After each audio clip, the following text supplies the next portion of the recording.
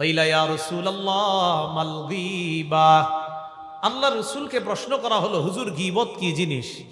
ফাকালা রাসূলুল্লাহ সাল্লাল্লাহু আলাইহি ওয়াসাল্লাম যিকরুকা আখাকা বিমা ইয়াকরাহ। তুমি তোমার ভাইয়ের ব্যাপারে এমন কথা বলা যেটা সে শুনলে অপছন্দ করবে। যেমন আপনাদের এই এলাকার দক্ষিণ পাড়ার আব্দুর রহমানের ব্যাপারে আপনাদের সামনে আমি একটা দোষ বললাম। এখন এই যে দোষটা বললাম, আব্দুর রহমান এইখানে থাকলে এটা শুনলে অপছন্দ করবে, এটাকে গীবত বলা হয়। আমি আবার বলছি, তুমি তোমার ভাইয়ের, তুমি কারো ব্যাপারে এমন কথা বলা যেই কথাটা সে শুনলে অপছন্দ করবে, বলেন তো এটাকে কি বলা হয়? গীবত। সাহাবী প্রশ্ন করলেন, ইন কানা ফীহি মা আকুলু ইয়া রাসূলুল্লাহ। হুজুর, আমি যার ব্যাপারে গীবত করলাম বাস্তবিক অর্থে যদি তার মধ্যে এই দোষটা থাকে তাহলেও কি গীবত? তাকান আমার দিকে সবাই। আমি ওনার নামে একটা কথা বলছি, অপরাধের কথা। বাস্তবিক অর্থে যদি ওনার মধ্যে এই অপরাধটা থাকে, নবীকে প্রশ্ন করলেন, হুজুর তাও কি গীবত? নবী বললেন, ইন কানা ফীহি মা তাকুলু ফাকাদ ইগতাবতা। তুমি যার দোষ বললা বাস্তবিক অর্থে যদি তার মধ্যে এই দোষটা থাকে তাহলে এটা গীবত। বলেন আবার, তুমি যার দোষ বললা বাস্তবিক অর্থে যদি তার মধ্যে এই অপরাধ থাকে তাহলে এটার নাম গীবত। ওয়া ইল্লাম ইয়াকুন ফীহি মা তাকুলু ফাকাদ বাহাত্তা। আর তুমি যার দোষ চর্চা করলা, তুমি যার গীবত করলা, তার মধ্যে যদি ওই অপরাধটা না থাকে তাহলে এটার নাম অপবাদ। তাহলে বলেন তো, আব্দুর রহমানের একটা দোষ আপনাদের সামনে বললাম, আসলে দোষটা তার মধ্যে আছে, এটার নাম কি? মাশাআল্লাহ। আব্দুর রহমানের একটা দোষ আপনাদের সামনে বললাম কিন্তু অপরাধটা তার মাঝে আসলে নাই, এটার নাম কি? অপবাদ। এই তো বুঝছেন। তাহলে অপরাধ থাকলে গীবত, অপরাধ না থাকলে অপবাদ। আল্লাহ আমাদের সকলকে গীবত এবং অপবাদ উভয় অপরাধ থেকে বাঁচার তৌফিক দান করেন। আমরা গীবত করি চার মাধ্যমে। বলেন কয় মাধ্যমে গীবত করি? চার মাধ্যমে আমরা গীবত করি। এদিকে এদিকে এদিকে দেখেন ভাই, আওয়াজ হচ্ছে কিসে? আমরা চার মাধ্যমে গীবত করি। একদম এদিক সেদিক হবেন না, তাহলে আলোচনা মুখস্থ রাখতে পারবেন না। অনেকে খাতা কলম নিয়ে বসছে, মাশাআল্লাহ ভালো, এই খাতা কলম নিয়ে বসা ভালো। আপনারা যারা খাতা কলম নিয়ে বসেন নাই, খালি শুনবেন, সকালে হয়তো দুই একটা মনে থাকবে। আমরা চার মাধ্যমে গীবত করি। কয় মাধ্যমে? চার মাধ্যমে। প্রথমে খালি হেডলাইনগুলো শুনেন মনোযোগ সহকারে। এক নাম্বার আল গীবাতু বিল লিসান, জিহ্বা দিয়ে গীবত করা। দুই নাম্বার আল গীবাতু বিল কলব, অন্তর দিয়ে গীবত করা। তিন নাম্বার আল গীবাতু বিল ইশারা, ইঙ্গিতে গীবত করা। চার নাম্বার আল গীবাতু বিল কিতাবা, লেখার মাধ্যমে গীবত করা। এবার আমি শুধু বাংলাগুলা বলবো, এরপর আপনারা বলবেন, আমারে শোনাইবেন। আগে মন দিয়ে শোনেন। এক নাম্বার মুখে গীবত করা, দুই নাম্বার অন্তর দিয়ে গীবত করা, তিন নাম্বার ইশারায় গীবত করা, চার নাম্বার লেখার মাধ্যমে গীবত করা। এবার আপনারা বলেন, এক নম্বর, দুই নম্বর, তিন নম্বর ইশারায়, চার নাম্বার লেখার মাধ্যমে। এক নাম্বার মুখে গীবত করা, এটা তো আমরা সবাই চিনি। সহিহ বুখারীর 6477 নম্বর হাদিসের বর্ণনা। রাসূলুল্লাহ সাল্লাল্লাহু আলাইহি সাল্লাম বলেন, ইন্নাল আবদা লা ইয়াতাকাল্লামু বিল কালিমা মা ইয়াতাবায়্যানু ফিহা ইয়াজিল্লু বিহা ফিন নার আবআদা মিম্মা বাইনাল মাশরিক। রাসূলুল্লাহ সাল্লাল্লাহু আলাইহি সাল্লাম বলেন, কোন ব্যক্তি যদি অযথা কারো ব্যাপারে সমালোচনা করে, অনর্থক একটা কথা মুখ দিয়ে বলে কারো ব্যাপারে হোক। আমরা 4-5 জন চা খাইতেছি একসাথে, 4 জন চা খাওয়ার মধ্যে একজন আমি বলে ফেললাম, কিরে কার কথা কস? উত্তর পাড়ার আব্দুর রহিমে, আরে থুর কইস না, হে তো এমন। বাকি 3 জনে কয়, থুর বেটা তুই রে কি কইলি, হের নামে একটা দোষ করলি। তা আমি বললাম, এটা কথার কথা কইছি। বলেন কি বলছি? কথার কথা। সহিহ বুখারীর 6477, সহিহ বুখারীর 6478, দুটোটা হাদিস। মোট হাদিস সংখ্যা হবে 7563টা। এই হাদিসের মধ্যে রাসূলুল্লাহ সাল্লাল্লাহু আলাইহি সাল্লাম বলেন, কোন ব্যক্তি যদি পরিণাম চিন্তা না করে কারো ব্যাপারে আন্দাজি একটা কথা বলে, এই একটা কথার কারণে দুনিয়ার পূর্ব পশ্চিম যত বড় জাহান্নামের এই পরিমাণ গভীরতায় যাবে, শুধু এই একটা কথার কারণে। একটা কথা। এজন্য ভাইরা, দুনিয়াতে আন্দাজি মজলিস গুলা এড়ায়া চলেন। কোন মজলিস? বসতে হয় জুমার আগের বয়ানের মজলিসে বসেন, বসতে হয় জিকিরের মজলিসে বসেন, বসতে হয় দাওয়াত ও তাবলীগের মজলিসে বসেন, বসতে হয় হালকায় জিকিরের মজলিসে বসেন, বসতে হয় ওয়াজ মাহফিলের মজলিসে বসেন, বসতে হয় মসজিদে কোনো ইসলাহি মাহফিলের মজলিসে বসেন। অযথা দুনিয়ার যে মজলিসগুলা হয় আল্লাহর রাস্তায় এগুলাতে কম বসার চেষ্টা করেন। আপনি জানেনও না এই মজলিসে যাওয়ার কারণে এমন একটা অপরাধ মুখ দিয়ে বেরিয়েছে যেই অপরাধটা আপনাকে দুনিয়ার পূর্ব পশ্চিমের সমপরিমাণ দূরত্বের এই পরিমাণ জাহান্নামী আপনারে বানায়া দিছে, এটা আপনার জানাও নাই। বলেন নাউজুবিল্লাহ। আল্লাহ আমাদেরকে হেফাজত করেন। বলেন তো কয় মাধ্যমে গীবত করি? 1 নম্বর মুখ দিয়ে, 2 নম্বর কলব দিয়ে। কলব দিয়ে গীবত কাকে বলে? ইবনে হাজার হাইতামি রহমতুল্লাহি আলাই বলেন, আল গীবাতু বিল কলব হিয়া আন তাজুন্না বিহি সুআ। কলব দিয়ে গীবত হলো কারো ব্যাপারে তুমি অন্তর দিয়ে খারাপ ধারণা করা। কলব দিয়ে গীবত হলো কারো ব্যাপারে অন্তর দিয়ে খারাপ ধারণা করা। সহিহ বুখারীর বর্ণনা, রাসূলুল্লাহ সাল্লাল্লাহু আলাইহি সাল্লাম বলেন, ইয়াকুম ওয়াজ-যন্না ফাইন্না যন্না আকযাবুল হাদিস। তোমরা বেশি পরিমাণে অনুমান করা থেকে বাঁচো, কেননা কলব দিয়ে অনুমান করাটা এটা সবচেয়ে বড় মিথ্যা কথা। কলব দিয়ে অনুমান কারো ব্যাপারে খারাপ ধারণা করা এটা সবচেয়ে বড় মিথ্যা কথা। এবার আমার কথা মন দিয়ে শোনেন, কলবে যদি কারো ব্যাপারে খারাপ ধারণা আসে, আমার দিকে তাকান, আমার কলবে ওনার ব্যাপারে খারাপ ধারণা আসলে কি করণ? আমার কলবের মধ্যে এই কথাটা দাফন করে মুখে মুখে বলবো আস্তাগফিরুল্লাহ আস্তাগফিরুল্লাহ, ছি ছি ছি, আমি আরেক মুসলমানের ব্যাপারে খারাপ ধারণা করি, আরে আমার নিজেরই তো হাজার হাজার অপরাধ, এইগুলা মনের মধ্যে আনবেন না। না, আমি মুসলমানের ব্যাপারে এত খারাপ ধারণা করা আমার ঠিক না, আমারই তো দোষের অভাব নাই, আমি তার ব্যাপারে এত দোষ কেন খুঁজি মনের মধ্যে? তাহলে কারো ব্যাপারে খারাপ ধারণা আসলে এটা কলবের মধ্যেই রেখে দেন, দাফন করে দেন, মুখে ইস্তেগফার পড়েন, আল্লাহর কাছে মাফ চান, মনে থাকবেন ইনশাআল্লাহ। 3 নাম্বার গীবত ইশারা। ইশারা গীবত কাকে বলে? সবাই আমার দিকে তাকান, দেখেন, এই সবাই তাকান আমার দিকে, দেখেন, এই যে ইশারা করতে ডরেন না, এই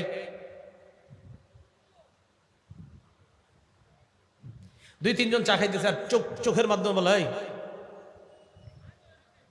এই যে ইঙ্গিত দিয়ে বুঝাইলাম, মানে খাটো, কানা কানা, পা ভাঙ্গা, এই যে ইশারায় বললাম, নামও বললাম না, খাটো মানুষটাকে খাটো ইশারা করলাম, কানা মানুষটাকে কানা ইশারা করলাম। আল্লাহ রাসূল বলছেন, এই যে তুমি ইশারায় গীবতটা করলা, এটার মাধ্যমে তোমার জাহান্নাম।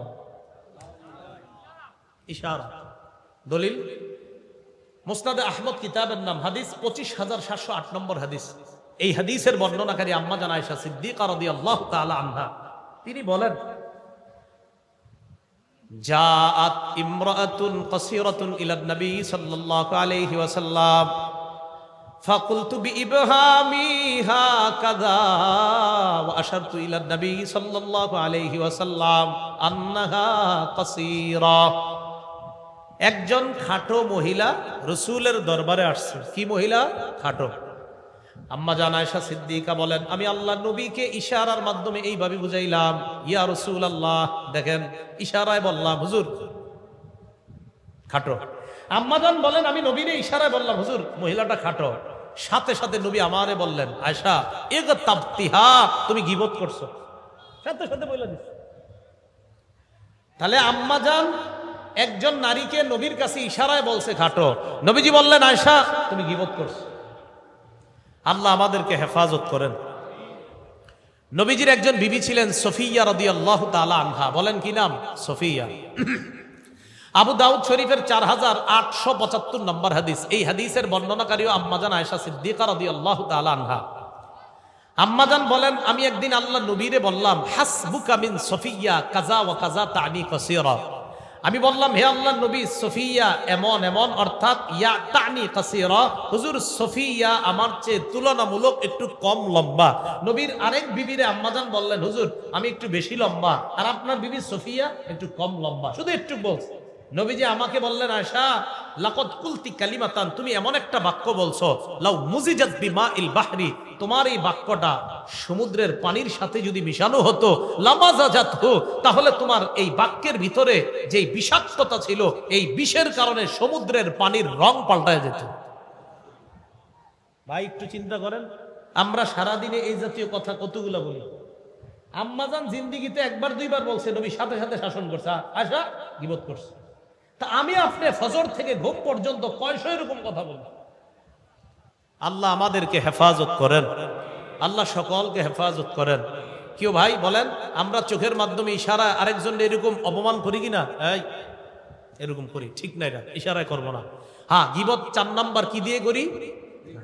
ফেসবুক চালান যারা যারা মন দিয়ে শুনেন, ফেসবুক চালায়। হ্যাঁ, আমার সাথে সবাই বলেন, যেই কথা মুখে বলা গীবত, সেই কথা কলমে লেখা গীবত। বলেন, যেই কথা মুখে বলা গীবত, সেই কথা ফেসবুকে লেখা গীবত। ফজরের পরে উঠা ফেসবুকে যদি উনি স্ট্যাটাসটা না দেয় তো এই দেশ অচল হয়ে যেতে পারে। তো এই জন্য উঠে একটা স্ট্যাটাস দেয় ফজরের পরে, কারণ আপনি স্ট্যাটাস না দিলে তো আমাদের দেশ চলবে না।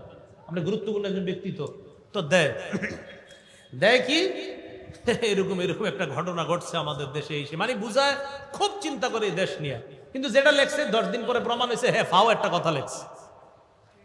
এই যে আপনি লেখা দিলেন, এর মাঝে আপনাদের এলাকাবাসীর সবাই খুঁজতেছে কি রে এই কামটা কে করলো আমাদের এলাকার, আসলে কেউ করেনি, কিন্তু আপনি লেখা দিচ্ছেন ফেসবুকে। মুখে যেটা বললে গীবত হইতো সেটা এখন লিখে দেওয়ার কারণে সেটাও গীবত। ইমাম গাজালি বলেন, ওয়াকাযালিকাল গীবাতু বিল কিতাবা ফাইন্নাল কালাম আহাদুল লিসানাইন। ইমাম গাজালি বলেন, লেখার মাধ্যমেও গীবত হয়। কলম হলো 2 ভাষার এক ভাষা। মানুষ মুখে একটা ভাষা বলে, কলম দিয়ে আরেকটা ভাষা লেখে। মুখে যেই ভাষা বলা গীবত, কলমে সেই ভাষা লেখা গীবত। সবাই একটু আমার সাথে বলেন, মুখে যেই ভাষা বলা, কলমে সেই ভাষা লেখা গীবত। আল্লাহ আমাদেরকে হেফাজত করেন। তাহলে আমরা কয় মাধ্যমে গীবত করি? 4। আমরা 5 ধরনের গীবত করি। বলেন কয় ধরনের? প্রথমে আমি বলি এক চান্সে সবাই মুখস্থ করেন। 1 নম্বর শারীরিক গীবত, 2 নাম্বার চারিত্রিক গীবত, 3 নাম্বার বংশীয় গীবত, 4 নাম্বার পোশাক পরিচ্ছেদের গীবত, 5 নাম্বার পরোক্ষ গীবত। 1 নাম্বার শারীরিক গীবত। শারীরিক গীবত, একটা লোক খাটো মানুষ, বেটে মানুষ, অনেক সময় দেখবেন অনেক মানুষ খাটো, 20 বছর বয়স, লম্বা হয় না। তো বেচারায় যে খাটো উনি কিন্তু জানে, কিন্তু ওনারে খাটো বললে উনি কষ্ট পায়। কানা মানুষ, উনি নিজেও জানে আমি কানা, কানারে কানা যদি বলেন সে কষ্ট পায়। এই শারীরিক গীবত করবেন না। একটা মানুষ খাটো কানা, বলেন তো এই যে উনি 1 চোখ অন্ধ, ওনার যে শরীরের সমস্যা, ওনার যে 1 পায়ে একটু সমস্যা, এই শারীরিক অবয়ব আকৃতিটা ওনারে দিছে কে? এই জন্য আপনি ওনারে নিয়ে অপমান করেন না। এই হলো 1 নাম্বার শারীরিক গীবত। 2 নাম্বার চারিত্রিক গীবত। চারিত্রিক গীবত কাকে বলে? আজকে আমাদের এলাকায় আরিফ বিন হাবিব আসবে। ও আরিফ বিন হাবিব চিনি, এর চরিত্র জানাস? কি চরিত্র? এর ভালো করে চিনি। কি কত আমগুলোকে এক লোকে ডাব চুরি করছে। আপনি এটা বলে ফেললেন, কথার কথা মনে করেন আপনি 20 বছর আগে আমার একটা দোষ দেখছেন, আসলে দোষটা আমি করছি, হতে তো পারে আমি তওবা করে ফেলছি। এখন আপনি 20 বছর পরে এসে বলতেছেন হে যে কেমন জানি। আপনি কেমনে জানেন কেমন? এরকম তো হতে পারে যারে আপনি বলতেছেন কেমন জানি উনি তওবা করে ভালো হয়ে গেছে, তো এখনো আপনি বলতেছেন হে কেমন জানি। এটা চারিত্রিক গীবত। বলেন আমাদের মাঝে এই স্বভাবগুলো আসেনি? করেন না। 3 নাম্বার বংশীয় গীবত। কেউ তুমি কোন বংশের? আমি আপনার এলাকার নাম নসিপুর, ওই দক্ষিণ পাড়ার অমুক গোষ্ঠীর লোক। ওই গোষ্ঠীর তুমি? হ্যাঁ, তো সব চোর, সব চোরা গোষ্ঠী। এই বেটা নামাজও পড়ে, রোজা রাখে, হজ করছে, জাকাত দিছে, ওমরাও করে আসছে, উনি মাশাআল্লাহ আপনার মিথ্যা কথা বলে না, সত্য কথা বলে। এই লোকটারে আপনি মুখের উপরে বলে দিলেন তুমি তো চোর গোষ্ঠীর মিয়া, তুমি আর কুদ্দুর ভালো হইবা, তুমিও চোর। তাহলে একটা ভালো মানুষে আপনি বংশের কারণে চোর বলে ফেললেন। হইতে পারে ওই বংশে গত 50 বছর আগে একজন চুরি করছিল, তো একটা কারণে হয়ে গেছে যে বেটা চুরি করছে। এখন একটা মানুষ চুরি করার কারণে পুরা বংশটারে আপনি চোর বলবেন, এটা কেন? এই গ্রামগঞ্জের মানুষগুলোর মধ্যে এই স্বভাবটা। কিন্তু তুই কোন গোষ্ঠীর? অমুক গোষ্ঠী। চীনা আছে তোকে গোষ্ঠীরে ভালো করে না, এটি বলেন না। ওই গোষ্ঠী যদি জান্নাতে যায় আর আপনি যদি জাহান্নামে যান তখন কি হবে? হ্যাঁ, এটি বললেন না। এই জন্য মনে রাখবেন, কোন এলাকার তুমি? নোয়াখালীর। তোমাদের নোয়াখালীদেরকে জানা আছে কেন? নোয়াখালীর যদি 100 জন জান্নাতে যায় আর আপনাদের এই এলাকার যদি 90 জন যায়, তো তারা তো 10 জন বেশি হয়ে গেল। এজন্য কোন এলাকা, কোন গোত্র, কোন জেলা, কোন থানাকে কখনো এইভাবে আমরা না বলা, তোমার বাড়ি কই অমুক জায়গায়, তোম ঘরে চীনা আছে, নাউজুবিল্লাহ, এগুলা না বলা। ভাই কথাগুলো মানব তো ইনশাল্লাহ? তাহলে 3 নাম্বার বংশীয় গীবত। ওনারা যে মাহফিলের আয়োজন করছে এলাকাবাসী, কেন বলেন? এখান থেকে আমরা কিছু শিখবো, শিখার পর আমল করব। তো আজকে আমরা জানলাম যে বংশীয় কথাগুলা কাউরে বলবো না। 4 নাম্বার পোশাক পরিচ্ছেদের গীবত। আপনি আপনার মেয়ের বিয়েতে 10 জন বন্ধু দাওয়াত দিচ্ছেন, 9 জনের ভালো স্ট্যাটাস আছে, 600-800 টাকা গজের পাঞ্জাবি পরে আসার ক্ষমতা আছে, একজনের 100 টাকার উপরে পাঞ্জাবি পরার ক্ষমতা নাই। 10 জন বন্ধু আপনার মেয়ের বিয়েতে আসছে।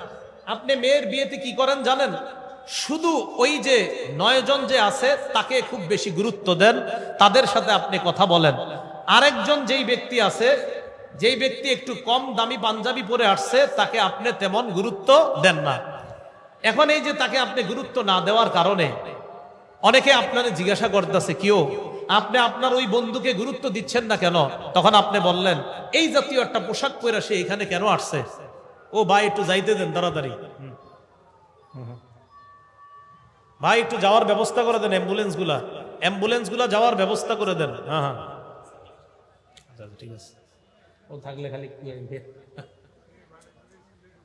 হ্যাঁ হ্যাঁ, আমরা রাস্তায় যদি একটু কষ্ট করে এদিকে এসে পড়েন, এই যে বাম ডাইন সাইডে জায়গা আছে, ভলান্টিয়ার ভাইয়েরা, আমরা রাস্তার সামনে মানুষগুলা না রেখা এই আপনার ডান পাশে আর বাম পাশে দেখেন একটু ইয়া করা যায় কিনা। মাহফিলের ভলান্টিয়ার যারা আছেন আপনারা একটু রাস্তার মানুষগুলো আমরা একটু এদিকে আনার চেষ্টা করি। আর অ্যাম্বুলেন্স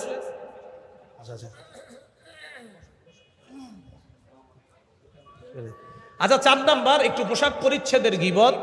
পোশাক পরিচ্ছেদের গীবতটা হলো আপনার যে পোশাক পরিচ্ছেদ, এই গীবত হলো একটা মানুষ কম দামি পোশাক পরে, বেশি দামি পোশাক পরে, তো কম দামি পোশাক যে পরলো তার এতটুকুই যোগ্যতা আছে, এর চেয়ে বেশি যোগ্যতা নাই। আমাদের উচিত ওই 9 জনকে যেই দাম দেওয়া, 10ম লোকটারে এরকম দাম দেওয়া। যদি দাম না দেই বেচারা কষ্ট পাবে যে আজকে আমার জামার গজ একটু কম বইলা এই জায়গায় আমাকে এইভাবে অপমান করলো। এটা হলো পোশাক পরিচ্ছেদের গীবত। 5 নাম্বার পরোক্ষ গীবত। সবাই আমার দিকে তাকান, পরোক্ষ গীবত কারে কয়? এই যে আমি একজনের নাম বললাম, বলতে বলতে হঠাৎ বললেন, হুজুর বুঝছি কারে কইছেন। তা আমি বললাম ঠিক আছে, কওয়া দরকার নাই। তো আমি একজনের লোকে বললাম, ওনার সাথে বলতেছি, উনি বলছে হুজুর বুঝছি। এই যে উনি বুঝছে মানে একটা নাম ওনার মাথায় এসে গেছে, এক ব্যক্তির ছবি, আমার মাথায় এক ব্যক্তির ছবি আছে।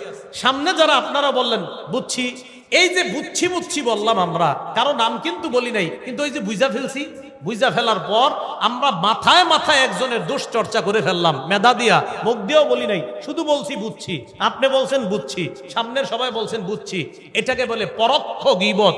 এই পরোক্ষ গীবত আপনাকে জাহান্নামী করবে। সর্বশেষ কথা, গীবতের ভয়াবহতা। গীবতের ভয়াবহতা কি এটা বলে খুব মনোযোগ দিয়ে আমরা শূন্য শেষ করে ফেলবো। আবু দাউদ শরীফের 4880 নম্বর হাদিস, রাসূলুল্লাহ সাল্লাল্লাহু আলাইহি সাল্লাম বলেন, ইয়া মাশারা মান আমানা বিলিসানি, হে ওই সমস্ত মানুষ যারা শুধু মুখে ঈমান আনছো, ওয়ালাম ইয়াদখুলিল ঈমানু কলবা, যাদের কলবে এখনো ঈমান ঢুকে নাই। এর দ্বারা কি উদ্দেশ্য? নবী বুঝায়, বলেন তো আমার সাথে, আমরা ঈমানদার বলেন, আবার বলেন আমরা ঈমানদার। এই যে আপনি বললেন আমরা ঈমানদার, এই আমরা ঈমানদার বলার পর আপনি আবার এই মুখ দিয়ে আরেকজনের গীবত করলেন। এক মুখে বললেন আমি ঈমানদার, এই মুখেই আবার গীবত করলেন।